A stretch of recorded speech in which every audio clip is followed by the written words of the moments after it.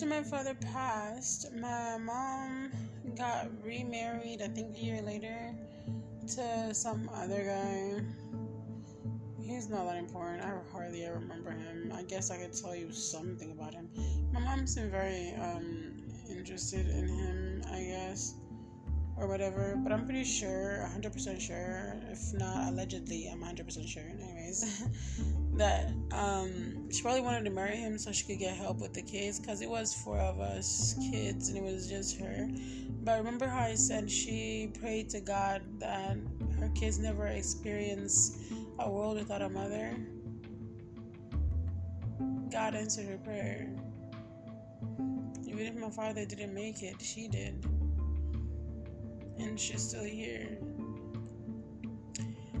Okay, back to what I was gonna say. We went to the refugee camp. We went to the refugee camp so we could get posted for UN to come into the US.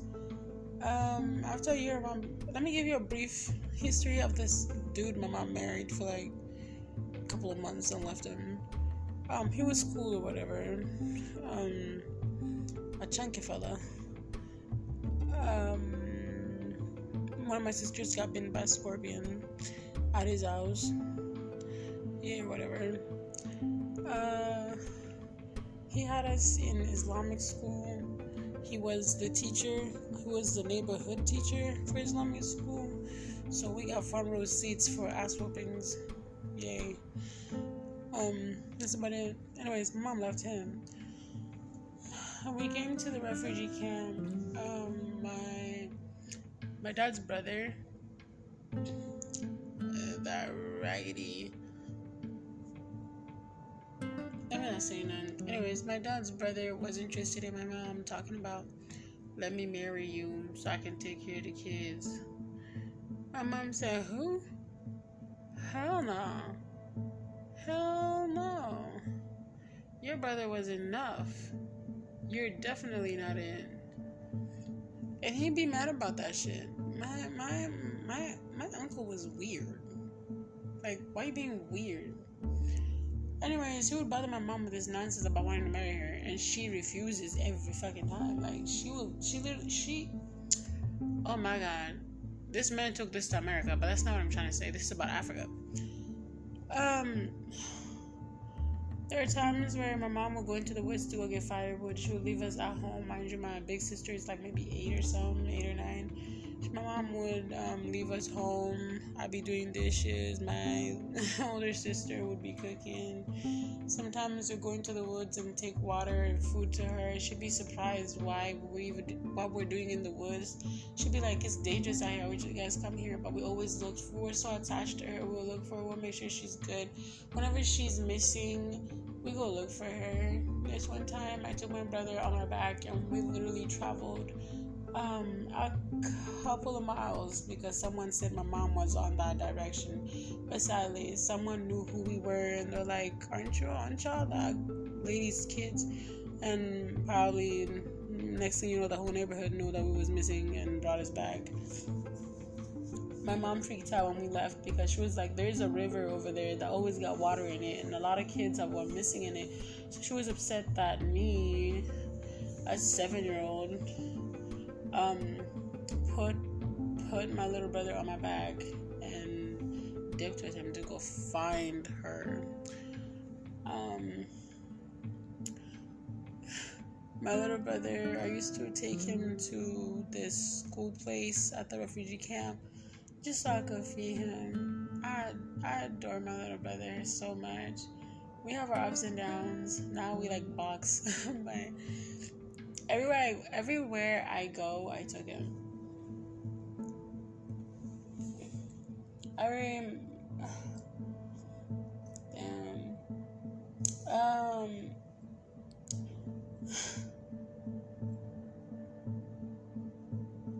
I don't think there's not much to say for me about Africa, but the refugee camp, the first time I arrived there, even I remember we had no shoes. I remember the bus rides and getting cookies before we got to the refugee camp. I remember my feet touching the scorching sand on the refugee camp. Like, I'm talking about scorching hot like that. I don't know what kind of sun they had over there, but my goodness, my feet was burning. So we got settled over there, and then my mama, what about my mom? Okay, so eventually we got booked from UN to come into the US, right? We come into the US. My mom gets a job at Tyson Foods. She starts working there. She starts working, goes to work every single day, minds her business. And then my stepdad didn't know how to mind his business and leave her alone. I wish he minded his business, but he didn't.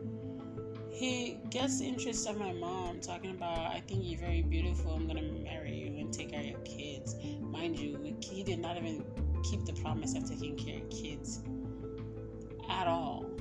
Ruined my mental health. All of it. Ruined everybody's mental health, including his own kids. Anyways, they get married. She tries to learn how to drive here in America. Mind this was like in 2004. My stepdad didn't want to teach her. She was like, fine, that's fine, ask someone else. So she tried to ask some Somalians that she knew to teach her, and she found somebody that could teach her every now and then. And then my stepdad was surprised that she knew how to drive a car now, and my mom got her license. It was like, how did this girl do it? Yeah, she was determined. She was already used to not giving an F about a man. Just this one time she gave an F. But anyways, eventually he knocks her up. I wish he never did. Then my little sister was born. I don't regret my sisters and brothers. I just don't like my stepdad. Anywho, so when she was working at Tyson, Dad had given us an apartment, from the whole UN situation. We got an apartment and stuff. My mom starts working.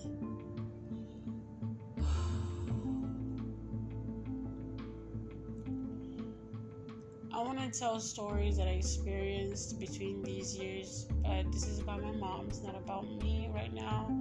It's about my mom. And then I will have another segment explaining what even went wrong in between those years. But for now, it's just my mother. She did everything she could when she first arrived here. She did. She never once stopped working since she came here. She hustled. She's a hustler. She never in her life got a speeding ticket. Never got into an accident. Smart. Intelligent. But she never healed mentally. The only thing that keeps her going is the fact that she strongly believes that she will get heaven if she just does good for herself and her kids. That's the only thing that's driving her right now. 110%, that's what's driving her. If I keep doing what I do, I'm gonna go to heaven. I don't want anything else worldly. I'm gonna go to heaven. Anywho, from the Tyson, her working at Tyson and stuff, we end up moving to a different city within the same state, and we get settled there. Wait, hold on. Even before I even continue, let's go back to Norfolk real quick. When we're in Norfolk, her sister locked us in a room. Yeah, her sister, her dad's half child. She was way older. Like, mom was like the youngest, last child her dad had. So her half sister ended up staying with us, and then she locked us in a room. You know, we spent hours with no food, and then like maybe 10 minutes or so, not even 10 minutes, as soon as I heard my mom's voice and we got excited for her, she let us out the room. We never told my mom that until later on. But yeah, this happened way before. People were doing my mom so grimy. Like, so grimy. Like, they did her so wrong in so many different ways. It's beyond me. She didn't even know she goes to work and her kids get starved in the room. She didn't even know that. Ridiculous.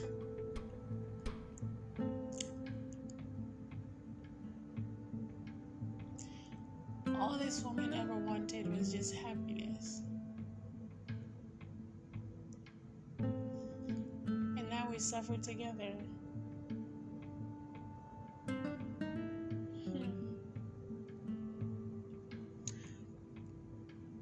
I respect her,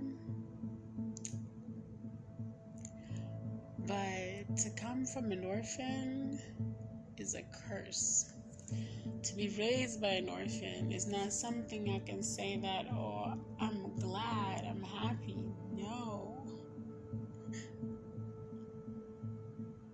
No, because no. She knows how to look after a baby, but she doesn't know how to take care of a grown adult, a person who has their own thoughts. No. I think the trauma that she endured as a child affected her, because the same way she was raised is how she wanted to raise us. Her voice is always loud. When she speaks, it's like someone that's literally roaring. It's like a lion, just someone just telling. She'll just be like, do it. She expects it to be done. I guess she never thought that someone was gonna like put their foot down and be like, you know what? No, you are not gonna yell at me, and I'm not gonna obey you like I'm a dog. I'm the only child that comes face to face with my mom, and I tell her enough is enough. I don't do this because I dislike her. I did this because my mental health was at stake. She let my stepdad do so many things, get her with so many things, that I just couldn't take it. But you have to understand, if she wasn't traumatized so much, she would have known what was wrong.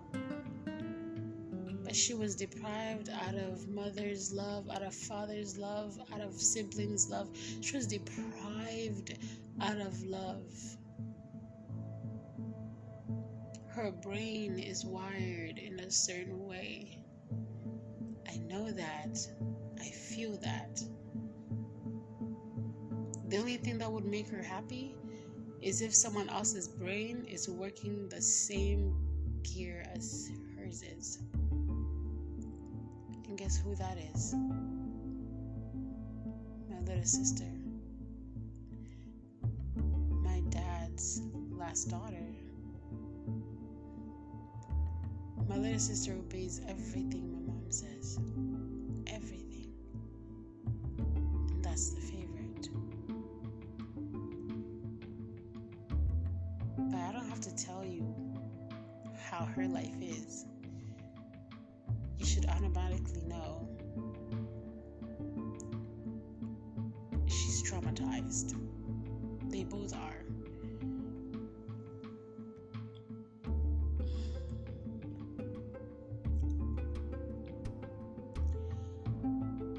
My mom knows how to braid. She knows how to do henna. She knows how to read the Quran. She's nice sometimes to strangers. She's very respectful. sometimes to only people she knows. If she doesn't know you, she's a whole different person. She doesn't like Americans. She doesn't really like African Americans. A brain that's damaged is a brain that anyone else could come in and try to use and manipulate. They told her African Americans weren't good people. They shoot each other, they do drugs, they steal. All in all, African Americans are just bad. That's what they taught her. That's all she knows. American media is weird. Not only that, why are they teaching people in IUN? Why were they teaching people IUN anyways? Because that's the first thing they all knew is like, don't mess with black people. I understand they're probably trying to warn them about the hood, maybe. Some things happen at the hood, but the things that I seen that happened at the hood that were bad weren't even from people from the hood. It was people who were outside the hood who come to the hood and create problems.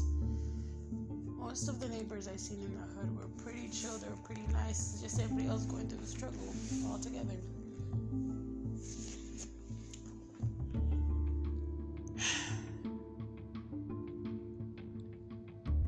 Yeah, I'm gonna come back with other things my mom has done at her grown age. I'm not talking about her childhood. I'm not talking about her marriage. I'm not talking about the first few years that we're here.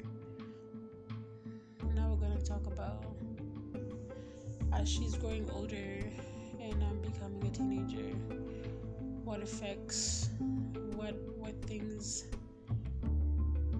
have had happen between us to cause a major shift in our relationship. I'm gonna try to be as honest as I can, tell my truth as much as I can, because I have nothing else to hide. I'm only gonna tell you the truth. But I feel like if I told how my mom grew up, then you would understand why, the way I am, and the way she is in the end.